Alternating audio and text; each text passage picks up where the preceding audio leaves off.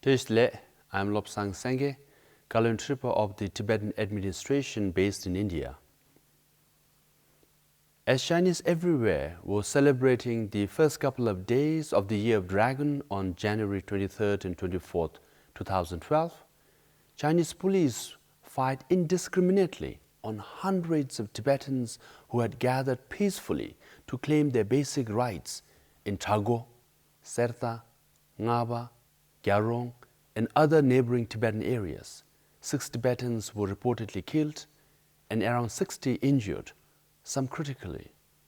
Because of gruesome acts such as these and the systematic repression of Tibetans, the resentment and anger amongst Tibetans against Chinese government has only grown since the massive uprising of 2008. Ever since the invasion of Tibet, the Chinese government has claimed that it seeks to create a socialist paradise.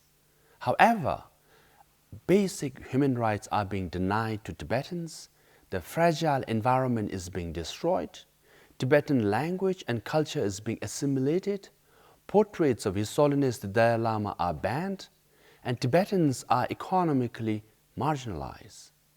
Tibet is in virtual lockdown. Foreigners have been barred from traveling to Tibet now, and the entire region is essentially under undeclared martial law. I urge the Chinese leadership to heed to the cries of the Tibetan protesters and those who have committed self-immolation.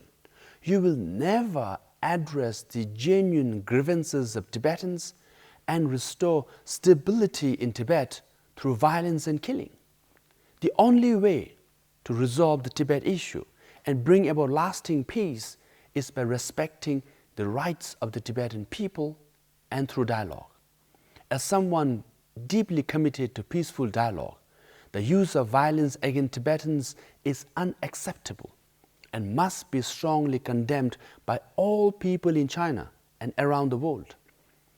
I call on the international community to show solidarity and to raise your voices in support of the fundamental rights of the Tibetan people at this critical time. I request that the international community and the United Nations to send a fact-finding delegation to Tibet and that the world media be given access to the region as well. The leaders in Beijing must know that killing its own quote-unquote family members is in clear violation of international and Chinese laws, and such actions will cast further doubts on China's moral legitimacy and their standing in world affairs. I want to tell my dear brothers and sisters inside Tibet that we hear your cries loud and clear. We urge you not to despair and refrain from extreme measures. We feel your pain and will not allow the sacrifices you have made go in vain.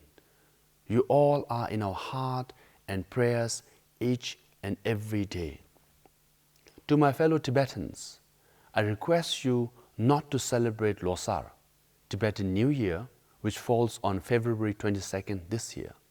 However, please observe the basic customary religious rituals such as going to the temple, burning incense, and making traditional offerings. To demonstrate our solidarity with Tibetans in Tibet, I urge Tibetans and our friends around the world to participate in a worldwide vigil on Wednesday, February 8th, 2012. Let's send a loud and clear message to the Chinese government that violence and killing of innocent Tibetans is unacceptable.